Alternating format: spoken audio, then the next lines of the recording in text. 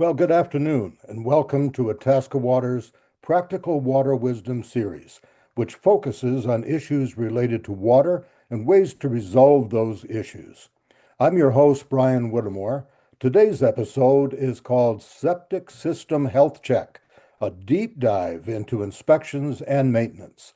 Itasca Waters is a nonprofit volunteer organization headquartered in Itasca County, Minnesota, for the purpose of educating folks about the value of clean water for the environment and for the economy. We offer a ton of good information for full and part-time residents through our programs, and it's all available on our website, itascawaters.org. We thank these partners for helping Itasca Waters offer our Water Wisdom series. Rebecca Olson of Northwoods Excavating spent several hours with Minnesota Sea Grant staff recording an actual self-inspection on video. During the next half hour, we will hear from Rebecca explaining the inspection to Minnesota Sea Grant Director John Downing, and then she'll take your questions. To submit a brief question, just click on the Q&A button on the bottom of your screen and type it in. Now, you can do that at any time during today's program, and we will read the questions on your behalf. Today's program is being recorded and will soon be available on our website, itascawaters.org. As we mentioned, the subject for today is Septic System Health Check, a deep dive into inspections and maintenance. Our expert presenter is Rebecca Olson, who is part of Northwoods Excavating, a small family-owned and operated excavating business based in Balsam, Minnesota. They have been installing, designing, and inspecting septic systems in the Itasca County area since 1998. In this special video presentation, Northwoods will be conducting an inspection of a homeowner's septic system in Itasca County. Individual septic systems often provide superior waste treatment compared to municipal treatment plants, thereby ensuring that the water returned to the environment is safe for both humans and wildlife. Proper installation and maintenance are crucial for ensuring the longevity of a septic system. So, with that, let's welcome Rebecca Olson of Northwoods Excavating. Rebecca? Hi, thank you for having me.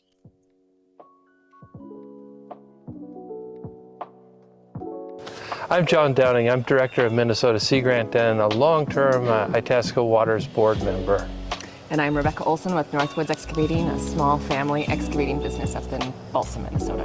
And Rebecca, thanks so much for being with us today. This is really exciting to be able to look over a wonderful septic system. Thanks. Thank you for having me. We're here today because so many of the people in Itasca County are so concerned about water quality. Behind us we see beautiful Swan Lake, and we know that septic systems, if they aren't working very well, then can pollute that water and cause problems there, and they also can cause problems for our health. Yeah. So what we're going to do is go through a septic inspection, septic system inspection, and I really appreciate the help. I'm looking forward to seeing how you do this. Sure, yeah. One other thing that's real important is that people are really afraid to have their systems inspected, and because they don't know what's going to happen.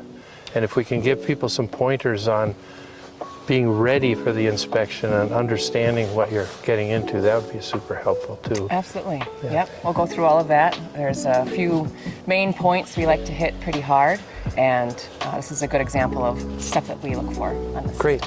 And and also what happens next after the inspection. Yes, is probably the biggest. The yay or the nay. Yeah, it's a big source of anxiety, and we'd like to get people calm down a little bit, and so that we can ensure the wonderful beauty of these waters.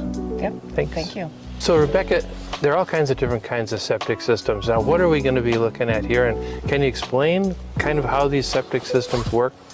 The new installs, we're going to talk about, I guess, gravity systems. So that's if you have the golden ticket of the year. I always say we do very few, actually, gravity systems anymore. Mm-hmm. Just because we're looking for redoxamorphic features in the soils, we're staying above that seasonal high water table.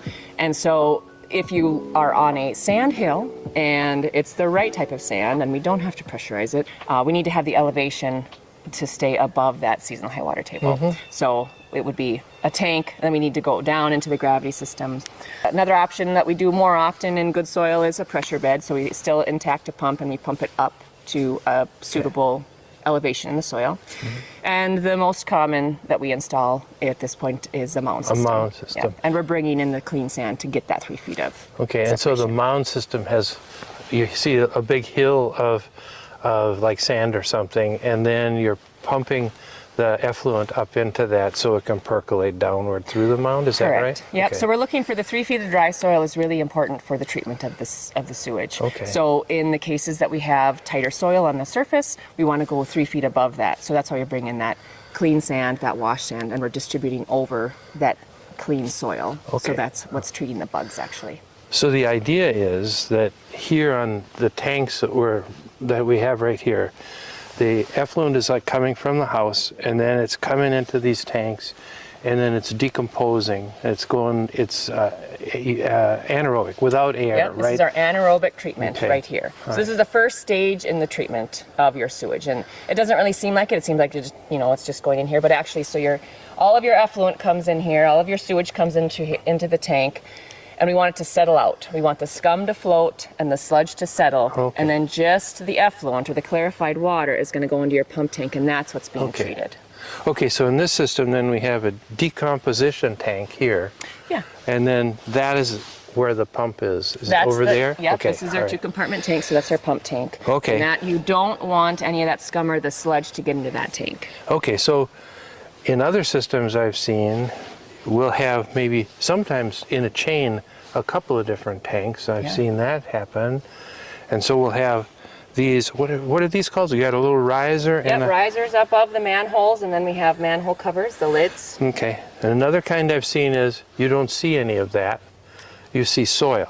Yeah. And what do you do with what's going on there? Are there sort of manhole covers there, but you just don't see them, or what's, Typically, it depends on the tank. So probably before around 1980, they still had round tanks. And so if it's a round tank, those are pretty old. Those are being eliminated as we go, inspecting, and the properties are being transferred. Those don't actually have a manhole cover. They have 3 parts. They have like a half moon part, and then a kind of a rectangular part, and another half moon part. So those are pretty hard to dig up. Yeah. So we don't, sometimes they are. Sometimes they want to make sure they get them pumped. If they're shallow enough, we can dig out, but you got to dig kind of a wide vast, like Okay. a 6-foot Okay. piece. For some of the times, they did bury lids. They're not that pretty in the yard, but then you have to dig them up. So it depends on the age of the tank. Okay. If they have a manhole cover over it, typically they had a manhole cover over the inlet of the tank. Sometimes it was in the middle. Sometimes it was on the outlet. So sometimes it's a guess to dig it Okay. up, but the homeowner sometimes knows. yeah, and sometimes they just have no clue. Sometimes they don't know. That's Yeah, why you get the inspection and say, come on and out then and dig it then up. what do you do? How do you find that stuff? Yep, so we take a probe. If everything's buried, you take a probe and we try to, you can kind of hear it. Like you'll hear the concrete tank, it sounds a little different. Okay. I would say a lot of the systems now are being upgraded, so there's at least a record of it, so we can say, okay, they put it here. Okay. The state code now is that we want every serviceable part of the tank to be at least 6 inches from the surface. Okay. I don't like burying anything because Murphy's Law is it goes wrong when it's 20 below and you got to dig it up. And 6 Exactly. inches of soil Yeah, seems yeah. like nothing, but it is very terrible in the winter. When it's frozen solid, yeah, no fun.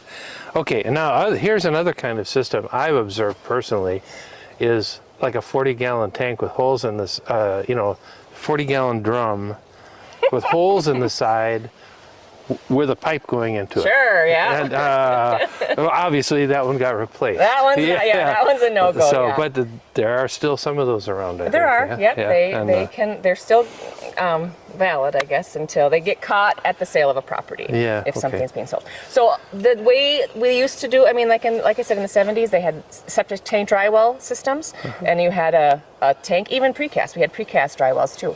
So you had a septic tank, an intact, full tank that was watertight, that was doing the same thing. This was settling out the sludge and the scum. Then it was going into a dry well tank Okay. that had holes in it, and you had typically crushed rock around it, and that really they were just trying to get the water to go away. And it Okay. worked most of the time in the right kind of soil, but it wasn't treating the effluent. And that's why the state stepped in and said, well, we really are worried about treatment. Yeah, well, and for good reason. We have 14,000 or so lakes, and this county we have 900 and some. That's kind of amazing here in Itasca County. But that there's so many, and of course, if you don't treat it right, then that nutrient kind of goes downhill and gets into the water table and can move into the lake, right? Yep. So that's what we look at. So that's why we want that 3 feet of dry soil, because we know if it goes vertically through the soil of dry soil 3 feet, we know it's treated by the end of it. It's drinkable at the bottom of that 3 feet.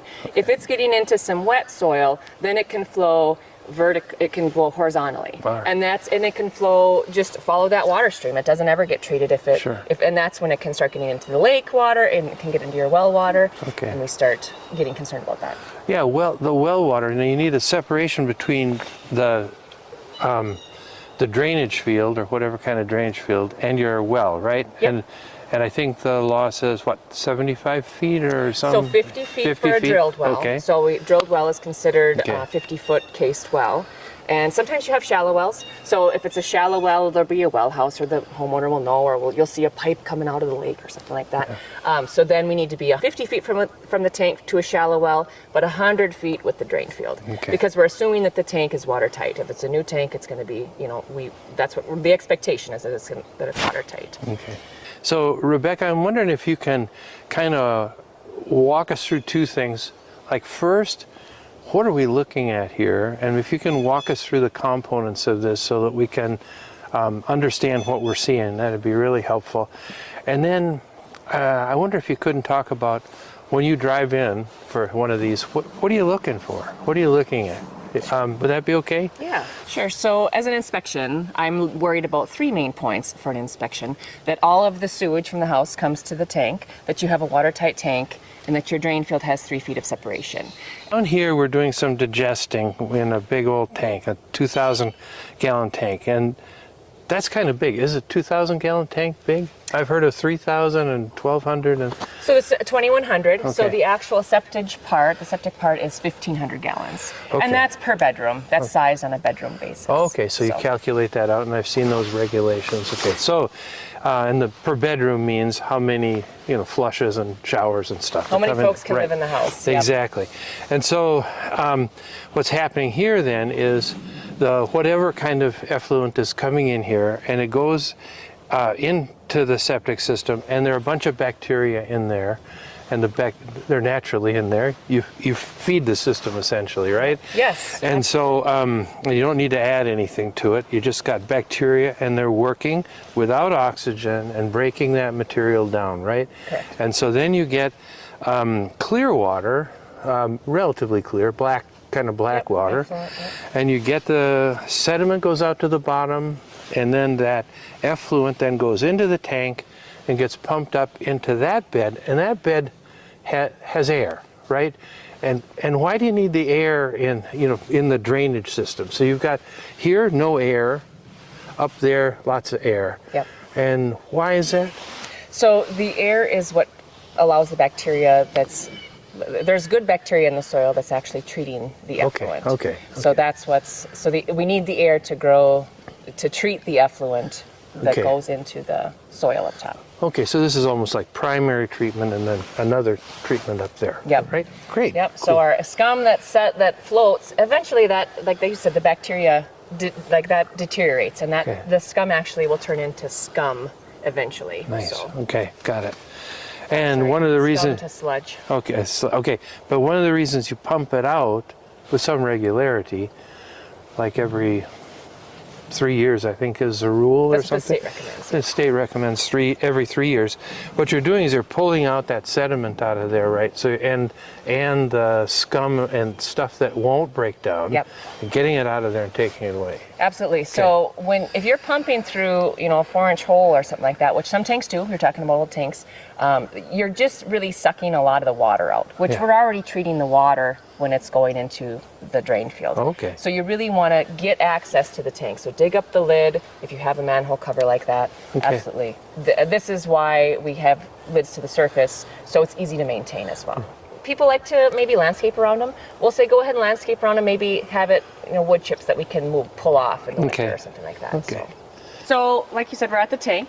So all of the sewage comes from the house in a 4-inch Schedule 40 line right across there. Comes into this is a 2-compartment tank. I believe this is a 2,100 gallon 2-compartment tank. Okay. So this is the inlet of our tank. And this is the outlet of our tank. Okay.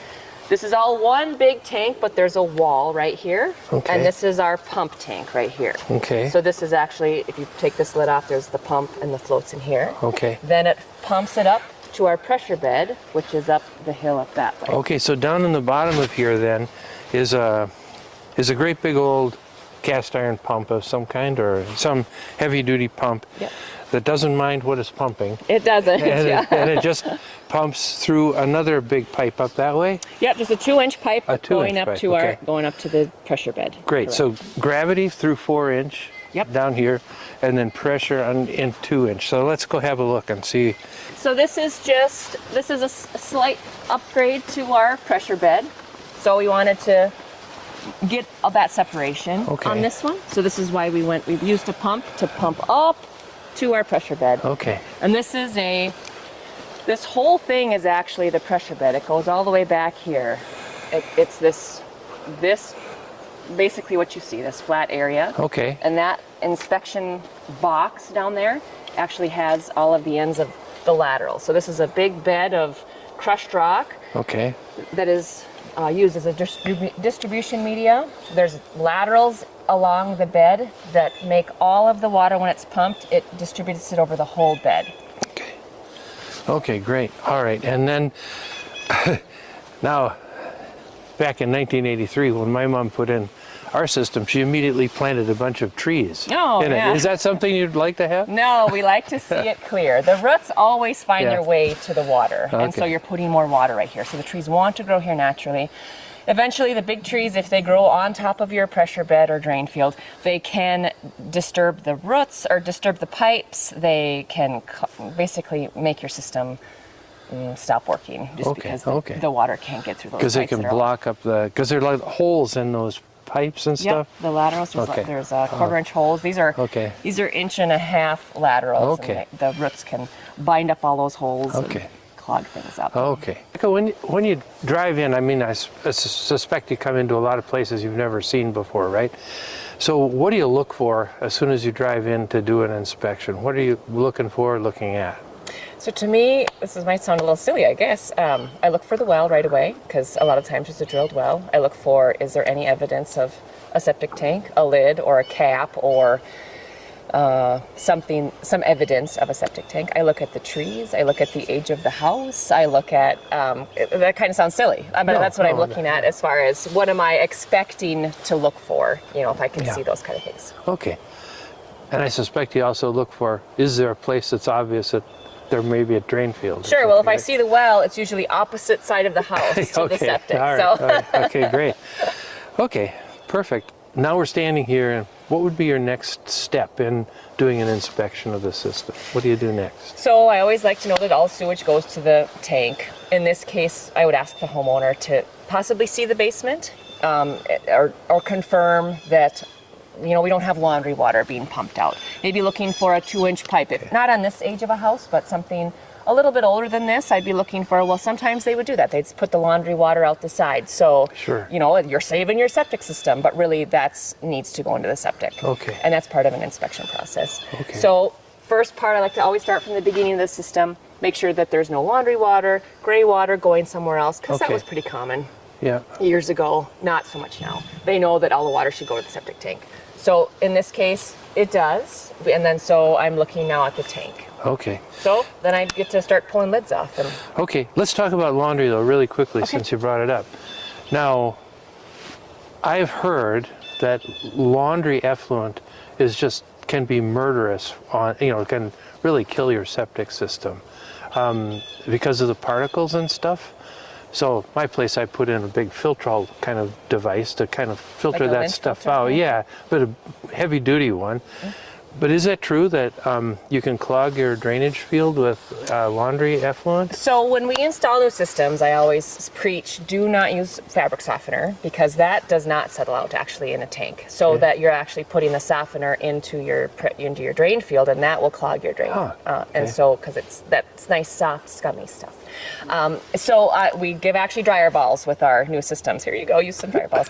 Even the bounce sheets, because the bounce fabric, it still gets on your fabric, and then you wash it off. Oh, no kidding. Okay. So the lint filter, sometimes that's a problem. I would say I don't see problems.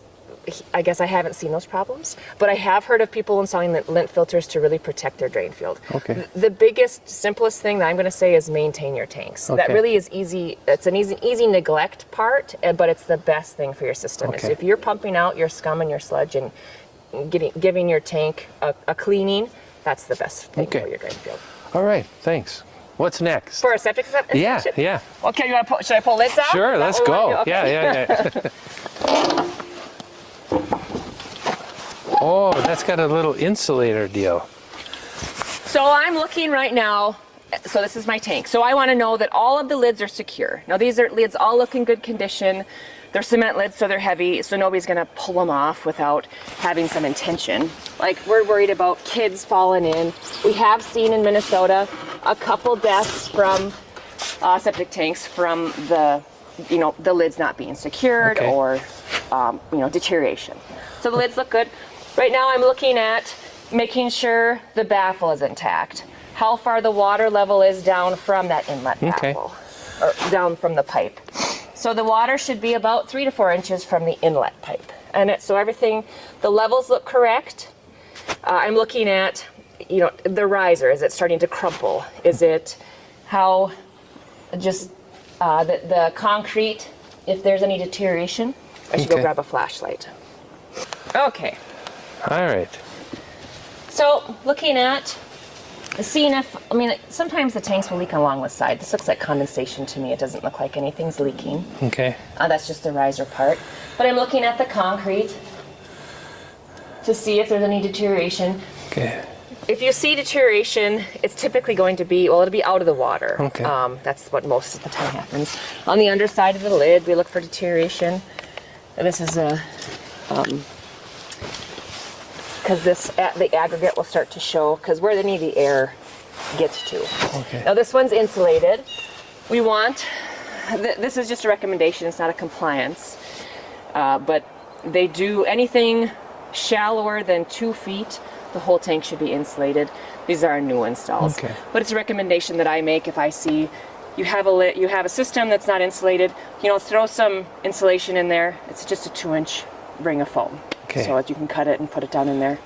It saves the system if we get a cold year with no snow. Right, okay. And then I've seen different kinds of lids. Sometimes I've seen some plastic ones.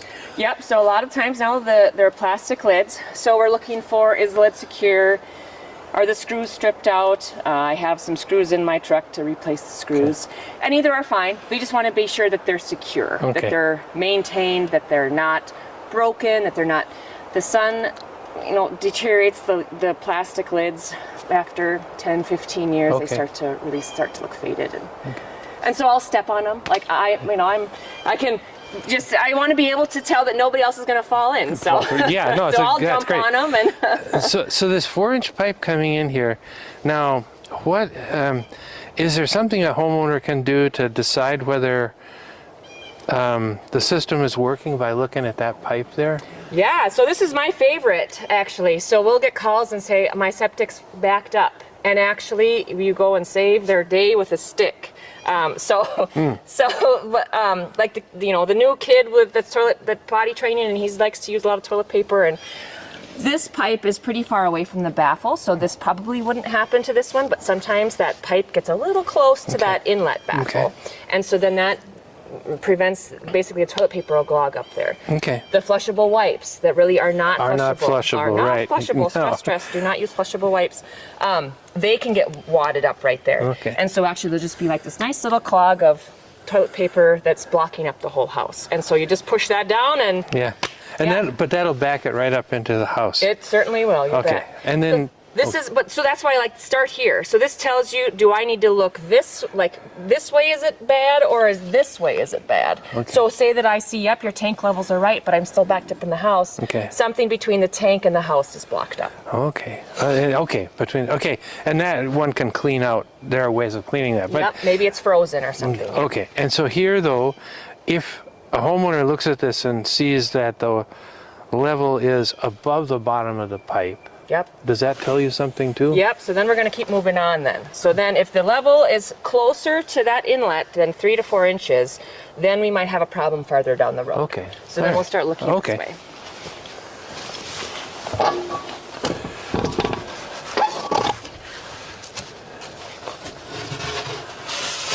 Oh, this one has a filter on it. Oh, Right. yeah. And those are fun to clean. They're fun to clean. Yeah. Okay. So this one, the filters are really easy to forget. yeah. And until it backs up into the house. Up. So when you asked about if the water level's high in that level, okay, then we're going to keep moving on. This is a very, very common cause. Systems that have filters were put in with very good intentions, and then I would say 90% of the time I go to look at a septic with a filter, it is over the baffle. So it's not doing anything it was supposed to be doing. It's actually making it worse. Okay. It's over the whole wall. Oh, it's tumbling directly in. It's just going right over. Okay. And that's...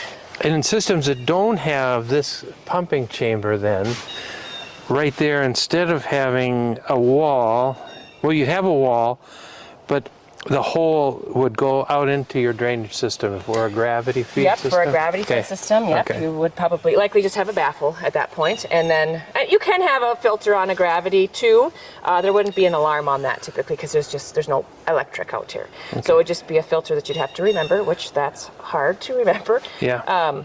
So then it would just, be a baffle, an outlet baffle going out to a gravity, either trenches or a gravity seepage bed. Okay, and then between this hole and that hole, there's something, right? Nope, this is all empty. This is just one, 1,500 gallons of sewage. And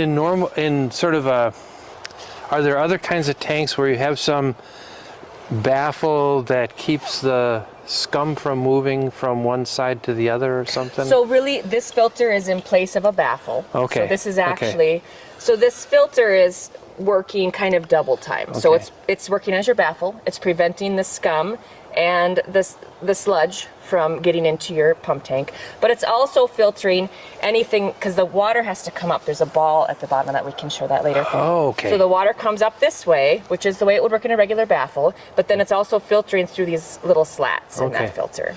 And so that's preventing even more, like your lint you were talking about. Okay. That can clog that up. So, yeah. And so in some systems, though, you'd have a baffle here that would do the same job as that. So that would, to me, what you're talking about would be like a 2-compartment tank. Yeah. So just a septic tank that's 2 compartments. A tank, yeah. And those are really good. So I prefer getting to look at all everybody's systems. I love the 2-compartment systems of just the tank part plus a pump tank typically, because that does a really good job of separating out my sludge and my scum, and then it does it again. So say that this was all septage and we had an additional pump tank. But it's expensive though. So this is the bad part, is that it's expensive to do an extra tank and an extra riser. And, but it actually works really, really well. Better than the filter to me, in my opinion, because you're doing 2 parts of settling, and then you really are sure that the next tank is clear. Right. So one of the questions I've heard that people want an answer to is, if you have a level on that pipe, the inflow pipe that's high, then what do you look for downstream to try and figure out what's going on? Sure. So then we look, why is it high? Yeah. So we look at the outlet baffle. In this case, the outlet baffle is a filter. A lot of the times this is the culprit. So maybe it got forgotten and needs to be rinsed off. So you could pull it out, rinse it off, stick it back in. Okay. Or if this level is just level with that and there's no problem here, then we look at the pump tank. Okay. And it's possible that you have a high pump level, or the pump quit, or the float quit, or something's frozen. So looking at this, and then you can be walked through a couple of different ways to determine if this tank is high. Say that your float came on and your alarm is on. If you wanted to direct plug in the pump to see if it's going to work, if it's a float issue, if the drain field is frozen, if it's just regurgitating water, if the pump is working. There's a couple different options there. Okay, so if this were really high in this pump tank, then you'd want to know what's going on with the pump. Yep, then we start talking about electronics and things that we need to start deducing, and like then eliminating, basically. And then if the pump is working fine, then you'd be thinking...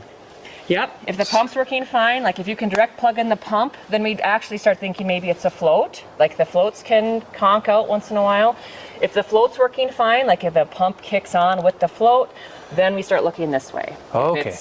Look for a clog somewhere up in there. If it's winter, frozen. If it's a loaded drain field, you can sometimes you can see it. Sometimes the drain fields are wet. Sometimes they have inspection pipes to look at to see if there's effluent in the pipe. Perfect. Thanks. In this system, you've had a look at it, and now we're having a pumper come and pump it out. Now, what do you look for before and after, and why do you have it pumped out as part of the inspection?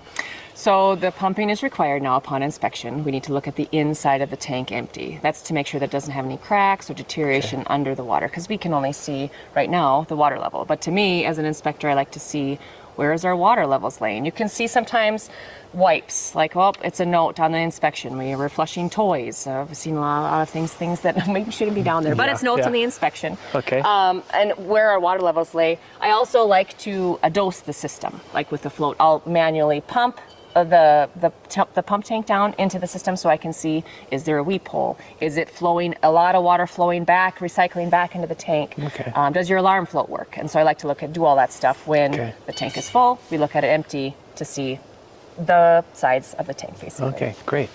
And the pumper can tell us stuff too, like, wow, there's a lot of sludge. Because we can't see any sludge, we can only see the scum. And then we know how well the system was maintained. Okay, great. So I've seen drainage fields. Here we are in this drainage field. Underneath this is a pressure bed. But I've seen drainage fields that have like 4-inch pipes sticking up inspection ports and stuff like that. Can you talk about inspection ports and what are they? What do you do with them? And what should you do with them? Sure. Well, we like to make sure that we can see them. So as an inspector, a lot of times if you cut them off level with the ground, they're easy to mow over, but then also the grass kind of grows over. So if we can keep them marked, that's the best thing from my standpoint. You go ahead and pop them off, look down in there. If you see, they're basically to look, an inspection port is just to look down in there. If you see effluent, if you see water in there, you might be having a problem. There might be some issue coming up that you don't know about quite yet, but go ahead, don't be afraid to pop them off and look down in there. So they should be dry? They should be dry. Okay. But sometimes, so if we have a trench system, if we have, say, 3 long trenches, the one trench after so many years will be loaded. It will be full and it will have a biomat, and then it goes down to the next trench. So that's kind of the longevity of the system. So it's not a panic, but it is a note that to say, oh yeah, we're a third of our life is done with the system. Okay, so great. So, and then this one only has one inspection port. It does. How so come? If we pop this off, so since we know that life happens and things get hit with a lawnmower and we don't like that stuff, we try to make it easily maintained. So this is actually, there's an inspection pipe down here. So this is an inspection pipe that you were talking about. And if we look down in there, it's dry. It's dry. So then that's what we're looking for, making sure that it's dry. You can see the bottom of the soil there, and you can see that it does get loaded. So that's because this whole bed. Can you? Oops, sorry. It gets stuff. So this whole bed gets dosed with that effluent from the house. And so you can see, that it's not perched there. Like it's not. There's not a black line in that inspection pipe. If there was a black line. Then you'd start to look at how deep it is. So you know that there's 6 inches of distribution media here. And that's just distributing your whole effluent. If you see 6 inches of water in there, your whole bed is full. All right. Oh, that's great. Rebecca, can you clean out a drain field if it gets clogged?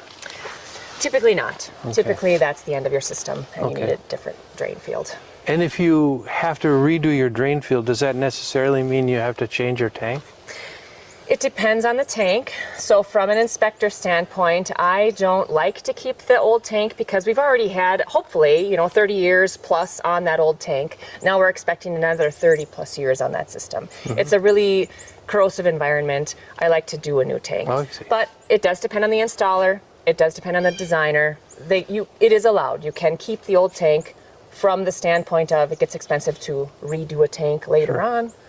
Or if you end up needing more volume, can you add another tank in addition to the old one? Yep, that's if you need more volume for bedrooms or if you need more volume for...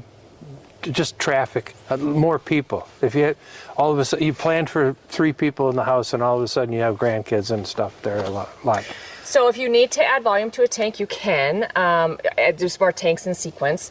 I'm going to say you're also probably going to be looking at the drain field then also, because we need to still treat the volume of water, not just settling out more, which is great for filtering and great for collection, but also the drain field's going to have to be adjusted. So if you're going to have a lot of people in the house for a period of time, is one answer, and your septic system might not handle it, is one answer just having it pumped a lot? You can do that. I'm going to say we use a lot of water. So if they're living in the house, family of 4 will fill up a 1,000-gallon septic tank in a week. In no time flat. So pumping it is kind of giving things a breath, but it's also not a long-term solution. Okay. And I've heard that some people don't even have like a drainage field. They just have a great big tank, and then they have it pumped a lot. Oh, a holding tank. Yeah, holding tank. So those folks are very aware of their water usage. I'll bet they are, yeah. So and you can have a holding tank, just a flat old holding tank. Every bit of water that you use gets accounted for. So those do get more costly, but it is an option. And sometimes it's the only option if you don't have room for a drainage field. Okay. Is there a time of year when it would be bad to pump out a system? If you pumped it out just before you left your cottage in the fall, would that cause it to be more likely to freeze up or break or anything? Or so I always like to recommend to pump your septic at the beginning of the season, the beginning of the summer season. I like to pump them in the spring, early summer, because then you're using it again, you're getting the bacteria growing again, because it actually does the bacteria creates heat in the tank. So I like to recommend pumping them in the beginning. Pumping them, period, is good. When you pump it out in the fall like that and then you don't use it, sometimes you can still get groundwater infiltration if it's not a watertight tank, and then you just have clear water in your tank, and that can freeze quicker than septage. And freezing would expand and potentially break the tank. Potentially break your tank, break your wall, we've seen. Typically it wouldn't push the ground out, but it would push out, like on a 2-compartment tank, it would push the wall out. Okay. So I suspect you get a lot of emergency calls. What are the most common causes of those emergencies that people call you about their septic systems? Specifically, this year has been kind of a good, cold, real winter year. There was a lot of freezing problems. We don't get a lot of those calls. The pumper gets a lot of those calls, but we are included in, we're the local person, and can you help me? So freezing problems and pump failures, I would say, is what, and then the alarm is going off, or like you said, they came up to the cabin and the water's backing up because the float was frozen in one case. Condensate lines are a big problem. Furnace condensate pumps are furnace, like propane furnaces that have propane, the condensate that comes off the propane furnaces. A lot of the times they need a condensate pump. Otherwise it's just a trickle of water, and if you're not using it, if you're not living there, it does freeze that line from the tank to the house. One of our committee members asked, when you're doing an inspection, are you trying to determine if it's compliant with the regulations that were in force when the system was built, or the current regulations? There are some things that are grandfathered in, and there are some things that are not. So the main things that I'm looking for during a compliance inspection are, does all the sewage go to the tank? The tank is watertight, and do you have 3 feet of separation? Things that don't fail a system, but we're still going to make note of, are setbacks, registered media that is no longer registered, like gravelless pipe. They don't use it anymore because it doesn't work very well, but it's not a fail situation. And if it is a fail, but so some things are grandfathered, some are not, and this is a question that comes up a lot, and I think people are really worried about. If you do an inspection and you find the system, some of those characteristics are found, like it's a failed system, then what happens? So then I have to file the paperwork. I'm on site to do an inspection, so I'm required to file my paperwork if that's how I'm hired. Okay. So the paperwork gets filed with the county, and the county then sends you a letter, and you have 2 years to get that system upgraded. Okay. Now you said if that's how I'm hired, are there ways people can have an inspection that it isn't for compliance and paperwork has to be filed with the county? Are there other ways to give input to a homeowner so that they can understand that they may need to fix something but aren't forced to within 2 years? Sure. So if I'm called with that understanding to say, I just want you to come out and look at my system to give me, basically an understanding of my system. Okay. I can come out and do that as an inspector to say, here's what we're looking for, here's what you have, and we can do it not as an inspection standpoint. Okay. But there's requirements that if I'm called out to do an inspection and all of a sudden you don't like the answer, at that point it's too late. Okay, right. But if you were to be called and say, I really like to understand my septic system better, Sure. you can walk through it and people can understand it without instantly having to do major things. Yeah, okay. all of a sudden the price tag comes with it. Got it. Okay, that's helpful. Thank you. Thanks so much for everything today. It's been just great and really informative. Thank you for having me. Oh, I really appreciate it, Rebecca. Thanks.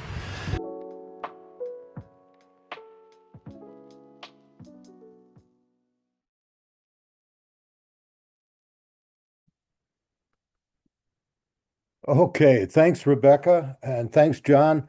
Now let's get to the questions. Handling this part of today's program is somebody who's familiar now, John Downing. John's director of the Minnesota Sea Grant Program and a Itasca Waters board member. So take it away, John.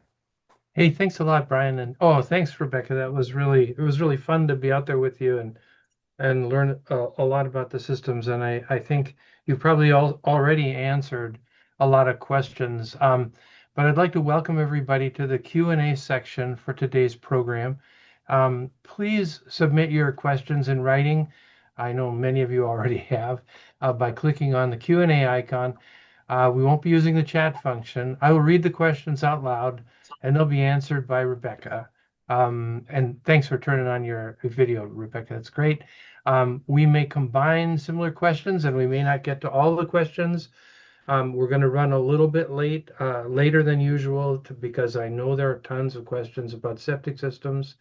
But if we don't get to your question, please feel free to email us at info@itascawaters.org after the program if you still have unanswered questions.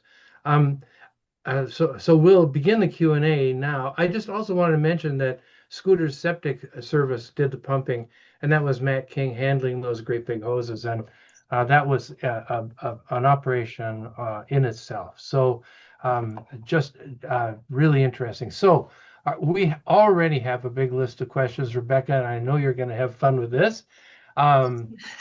Here, Scott is asking, what key steps should seasonal property owners take to prepare their septic systems for winter?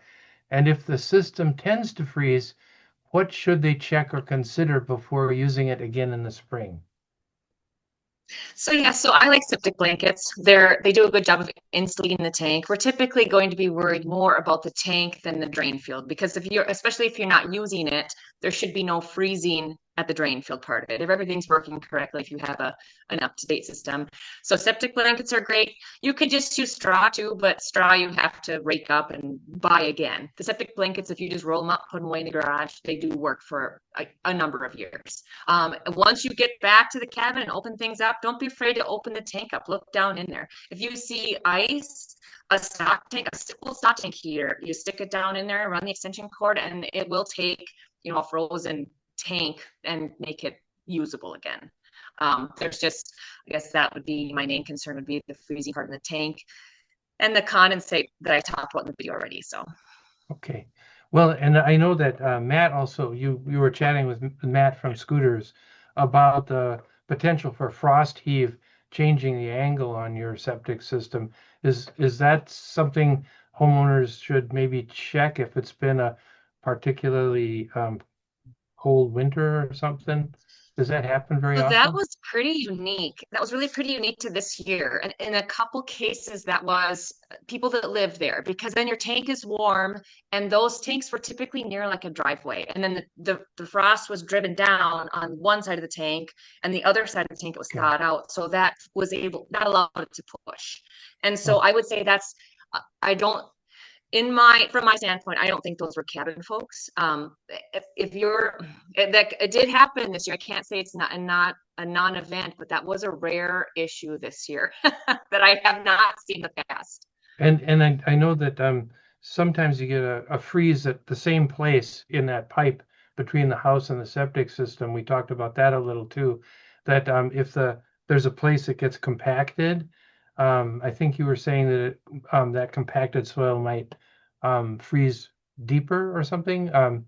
Is that Well, correct? yeah, so like if the sidewalk is going over your pipe, the pipe from the house to the tank, like if that's what yeah, if you have a sidewalk or something that you're walking over all the time, that frost really gets driven down right at that specific point, and that can cause havoc too. So Okay, anything over the septic tank, you really want to stay off of any part of it in the winter. So. great. Here's a question actually about that seasonal high water table level, and Lee is asking, does the high water table mark you choose change depending on drought conditions? I mean, and he gives the example, um, they rock the shoreline to prevent erosion, and it's really kind of changed the water water table a bit. Does it change between years depending on drought conditions, or is this something you can pretty much count on?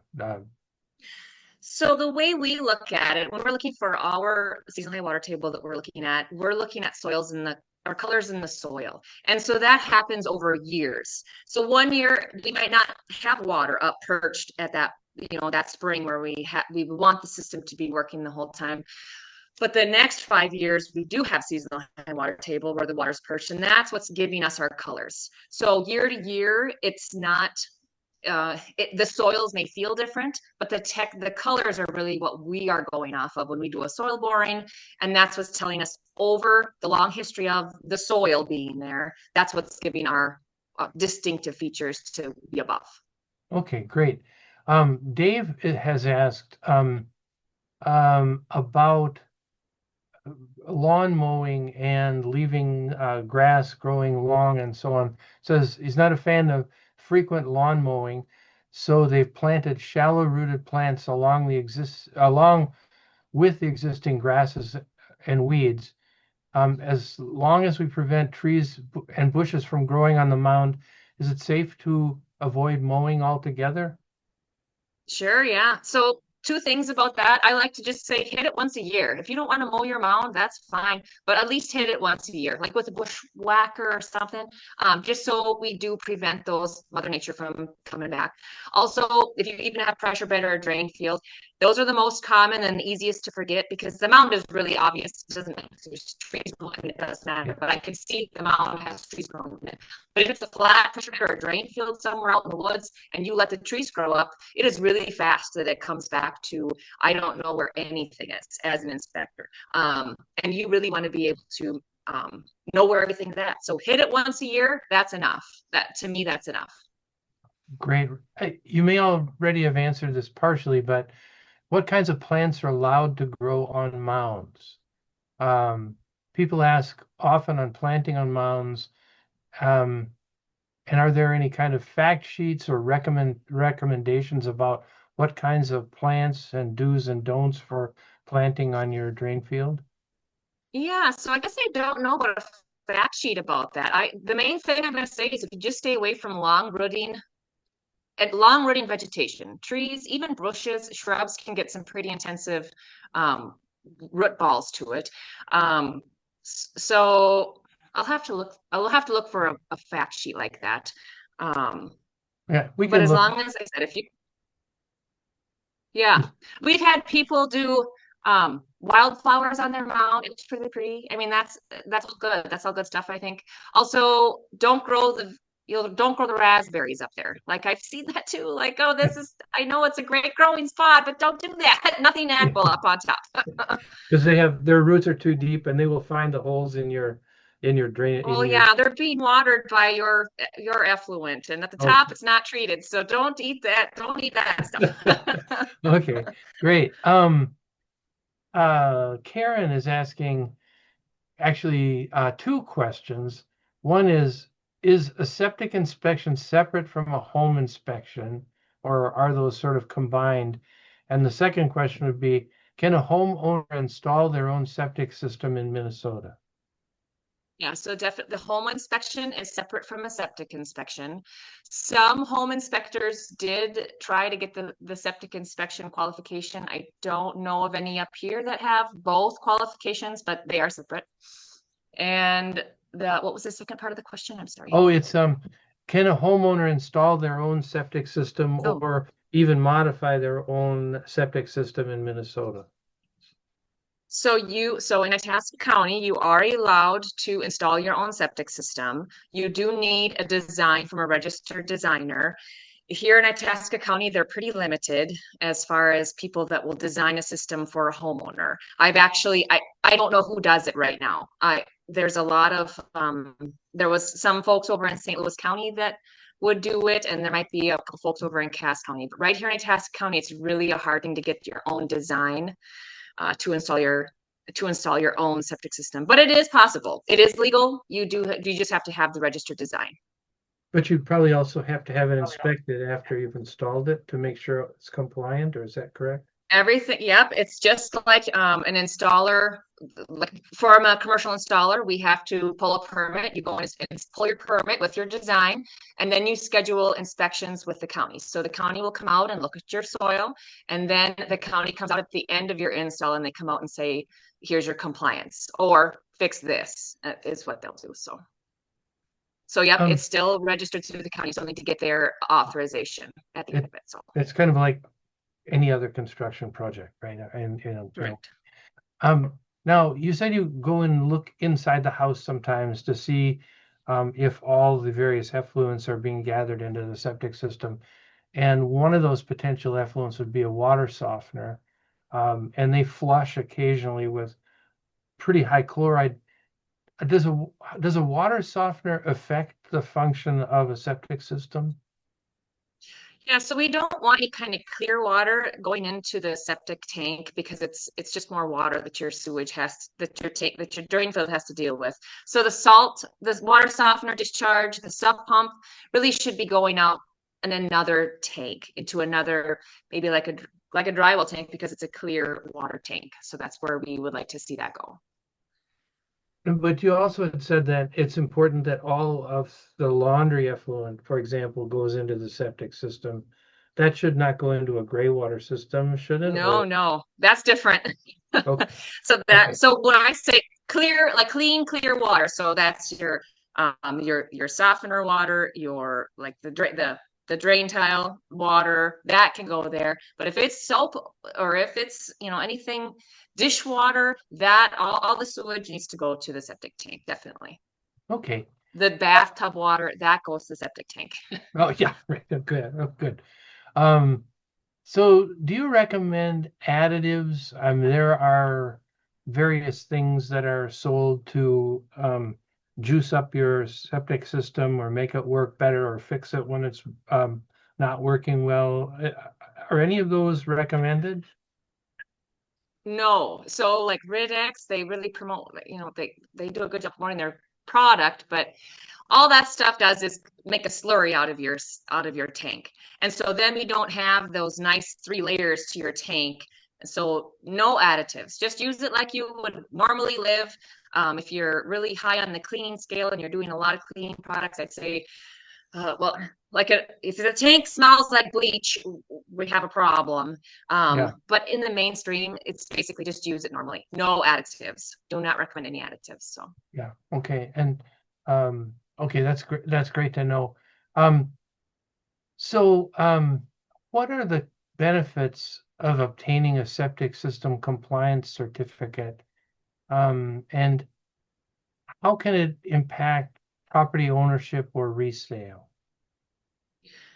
Yeah, so here in Itasca County, you have 2 years from the date of transfer. If you bought a piece of property, or if you, like the old cabin, transferred into your name because you bought out a relative or something, you have 2 years to get your septic compliant. So even to get the inspection, if I come out and you have the inspection after 1 year, well, it's not compliant, well, then that doesn't restart your clock. It's still a 2 year window from the time you bought the property.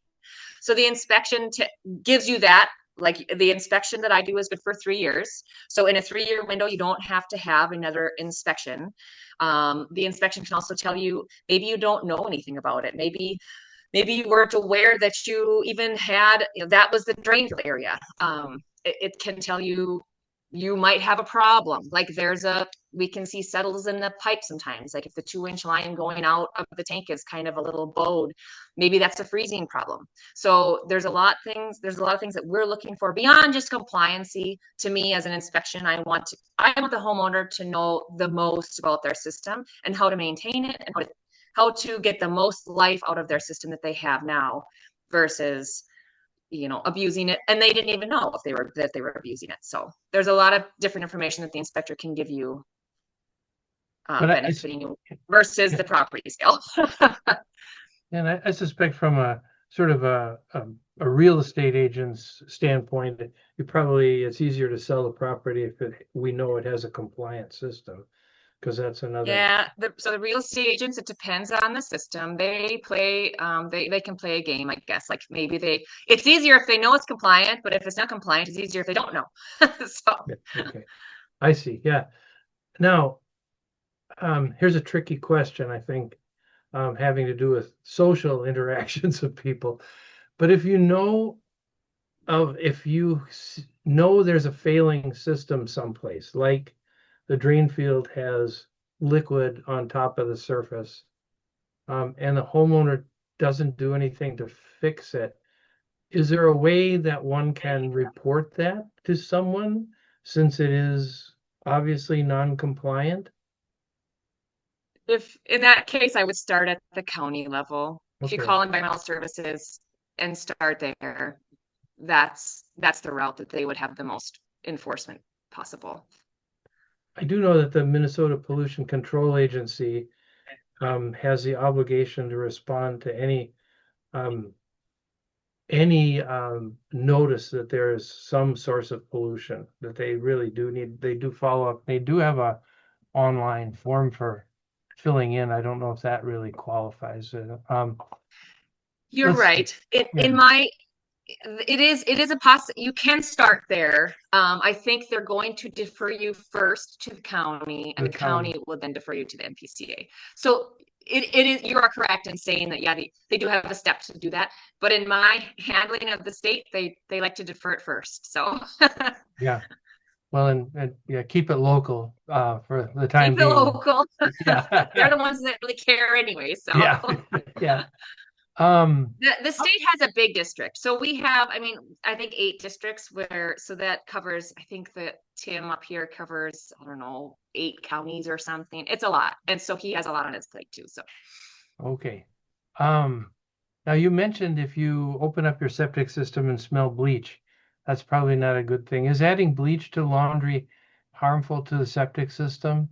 If it is there kind of a minimum amount that's okay? Well, I use your best judgment. I guess maybe that's a subjective answer. But so there was a class, we have stories of this lady was, it was in a nursing situation, and she would wash the wash machine. She would run a load of water with bleach in it prior to running the next client's laundry. So it was like a load of laundry, load of bleach water, load of laundry, load of bleach water, and the septic was not working whatsoever, and they couldn't figure it out why. And then this is what the problem was, actually, was that the bleach was killing the tank off, and then anyways, it's way too much water usage that way. So I'm going to say just use your cleaning products sparingly is what I'd say. If you're using a lot of bleach water, something should be addressed differently, either operational, how you're using it, why you're using it, things like that. And there's ways to test your sewage in the tank. You could take sewage samples in the tank. It's not as common up here to test your like solids or your BODs basically in your tanks, but it can be done if you're worried about using too much cleaning products. Yeah, BOD is biochemical oxygen demand. It means how fast the oxygen gets used up. And I mean, you really are depending on those bacteria to stay alive to do the treatment for you, right? Yep. And that's why we don't like when we open the tank up to smell a cleaning product. It really should kind of smell kind of mild, kind of like laundry water, really. Yeah, you don't want to kill those things because they're helping. Yep. Could you comment on small lakeside cabins with lakeside septic systems? I'm not exactly sure what, I think this is a setback question. Maybe how far have the setback rules changed over time? And if so, what options, if you have a cabin with a septic system that's right near the lake, is there a way of making sure you are not polluting the lake? So the way the county looks at it is say that because that did happen. I mean, there's septic systems that are lakeside because it's downhill a lot of times, and we're gravitating into a septic, and now we have to do a new one, and we got to put it behind the cabin. And so we can install a grinder tank, which is a small, less than 500-gallon tank. And so what that does is you put a grinder tank in there, and you pump all of the sewage back up to your septic tank. That's placed away from the lake. The setbacks haven't really changed over the years. You're typically, 75 to 100 feet for a tank to the water, and to the drain field, typically 100 to 150. So it depends on your lake classification. I think Pokegama actually is closer. They're the only one that I know of that's 50 with a tank, but it still depends on the classification of your lake. The inspection, like the setbacks are grandfathered in. It's just with new installs, we have to be really aware of septic to the lake. But the grinder tank is fixture and doesn't qualify for that in that setback to the lake. So if your system is pretty close to the lake, that doesn't fail your system as long as it's working. It doesn't fail your system. I'm not saying that it's great, but it gets caught when it stops working. Like at the end of its life, it'll be changed to be better for the lake at that point. Okay, great. Let's see. Oh, there's so many questions. They're just rolling in here. I hope I'm not exhausting you, Rebecca. I mean, you already answered plenty. There's a lot of curiosity out there. Types of use. What types of uses are acceptable on top of a conventional in-ground septic system's drain field? For example, is it okay to park vehicles, store trailers, use the area for recreational activities like playing ball? So we don't want anybody to drive anything on top of the drain field. That ends up compacting the soil. And once it's compacted, it can never be uncompacted, basically, because that's been done over millions of years with the glaciers and blah, blah, blah. Freeze-thaw cycles and that kind of stuff. So no driving anything. It's not the parking area. I would even say don't trailers either. For the better health of your drain fields to make it last longest. Anything heavier than a riding lawnmower, I would say stay off your drain field.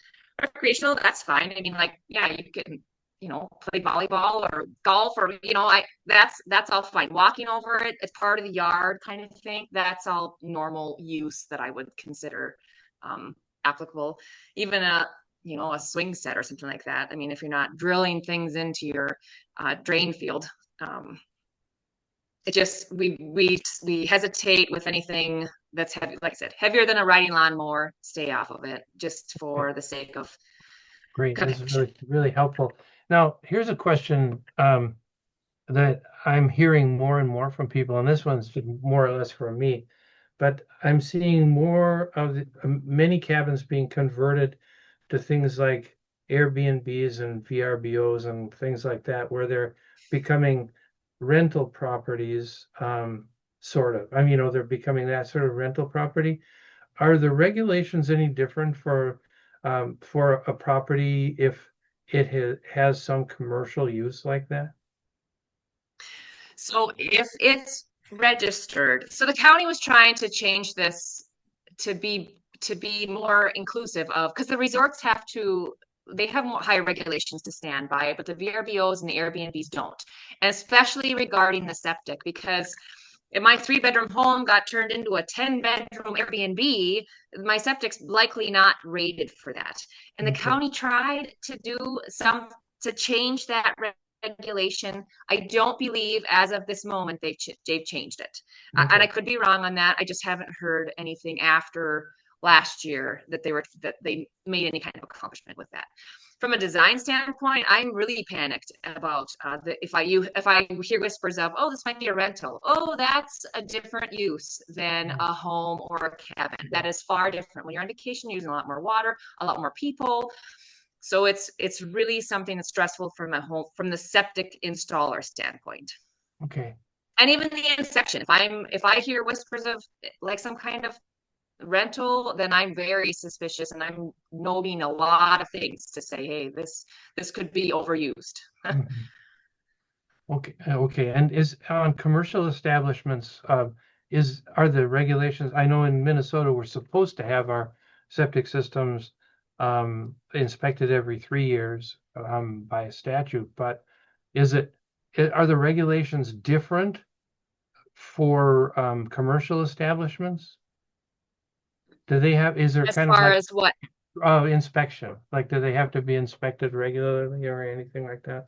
So that not necessarily, not that I know of, like at a commercial establishment, not from a septic, not from the NPCA standpoint. Maybe there's different regulations on the resort side, like on but like a gas station, or I'm just trying to think of commercial places that would need to have a restaurant.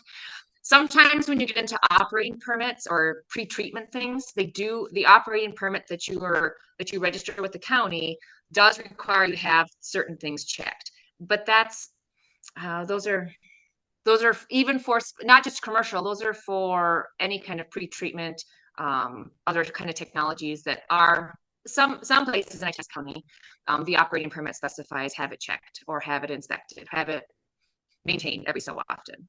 As far as the commercial, like an inspection standpoint, I don't know of any requirement Okay. from my end that changes it. Okay. Here's some two practical questions. We're kind of running out of time. I think we got about 3 minutes before we have to quit, but the questions are still mounting up here. But how much does an inspection cost? So I charge $325 for an inspection plus the pumping. So your tank has to be pumped out if it's compliant. I like to call the pumper out, and we deal with that. So then whatever your pumper charges you, I just pass that along because I do pay that fee. And then, yeah, so the prices I think are about in that realm as far as inspection goes. And so a thing like a pumping is a couple $100, I think. Yeah, so I think, yeah, $275 to even up to $400. I mean, I've seen prices going up. Things are going up.